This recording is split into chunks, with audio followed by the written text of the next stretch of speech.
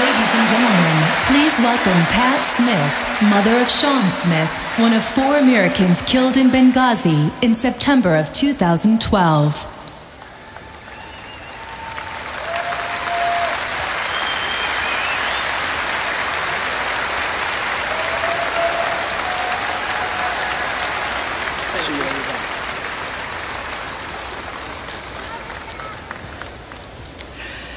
My name is Patricia Smith. My son, Sean, was one of 4 brave Americans killed during the 2012 terrorist attack at Benghazi.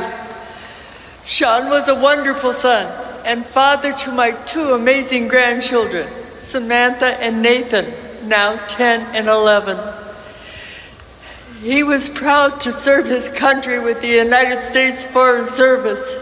The last time I talked to Sean, the night before the terrorist attack, he told me, "Mom, I am going to die." All security had been pulled from the embassy, he explained, and when he asked why, he never received a response. Nobody listened, nobody seemed to care. The very next day, he was murdered by radical Islamic terrorists. To this day, I don't even know why a computer guy like Sean was sent to Benghazi. That night, we lost sons, brothers, fathers, and husbands. We lost 4 brave Americans who made the ultimate sacrifice for the country they chose to serve, and the American people lost the truth. For all of this loss, for all of this grief, for all of the cynicism the tragedy in Benghazi has wrought upon America, I blame Hillary Clinton.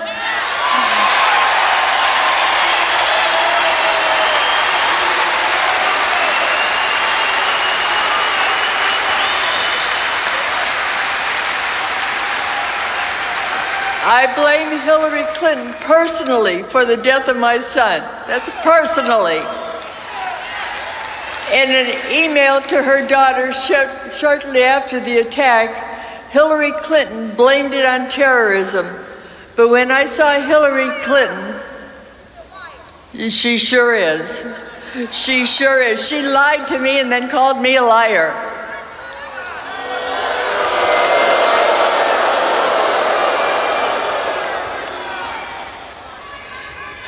When I saw Hillary Clinton at Sean's coffin ceremony just days later, she looked me squarely in the eye and told me a video was responsible.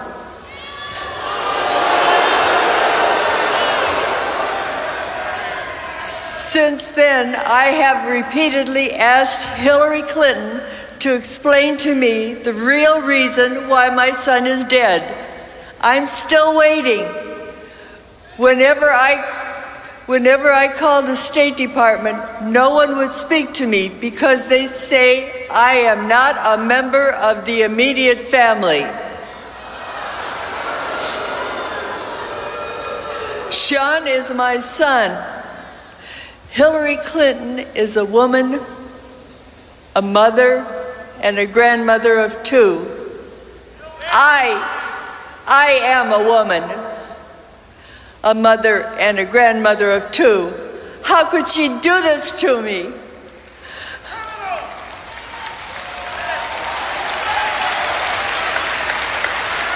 How could she do this to any American family?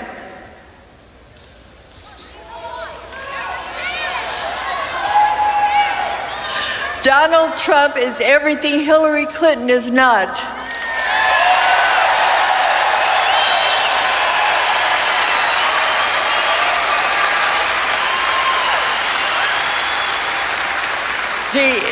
He is blunt, direct, and strong.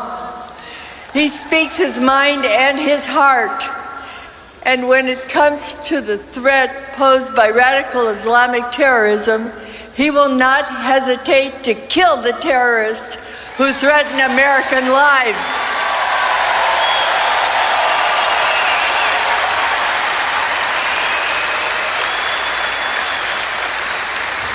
He will make America stronger, not weaker. This entire campaign comes down to a single question.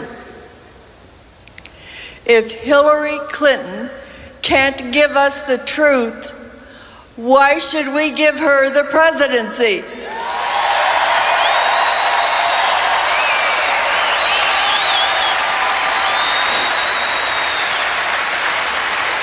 That's right, Hillary for prison. She deserves to be in stripes.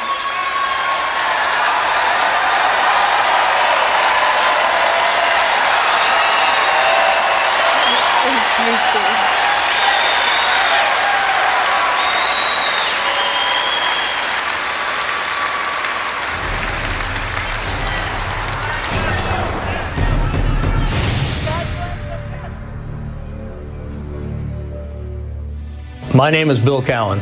We don't come to you as Republicans or Democrats or with any party affiliation. We come to you instead as Americans who care about our country and about our comrades in arms. We don't deal with failed leadership, false promises, and Washington double talk when American lives are at stake. But those are the exact problems that the Select Committee on Benghazi uncovered. I mean, Libya was a different kind of calculation, and we didn't lose a single person. We didn't lose a single person. We didn't lose a single person. Single person. Single person. Single person. We honor the memories of Ambassador Chris Stevens, Sean Smith, Glenn Darty, and Tyrone Woods. Their families have dealt with the reality of their deaths because of their service to America. And this is the simple story of those men's reality on the ground in Benghazi. Our intelligence agencies knew that some of the rebels we supported were terrorists. Some were members of the Libyan Islamic Fighting Group. All of them were al-Qaeda groups on the State Department terrorist list.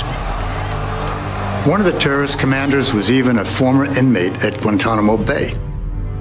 The day before the Benghazi terrorist attacks, President Obama conferred with his cabinet to see what might be needed for the anniversary of 9/11. Hillary Clinton and Leon Panetta were present. Not a single change was made that might have helped those in the high-risk area of Benghazi. It was sudden, violent, and brutal. It was a terrorist attack. No one could have possibly known how long it would last. Glenn Darty was in Tripoli. His comrades were under attack. He answered their calls for help and went to the sound of the guns.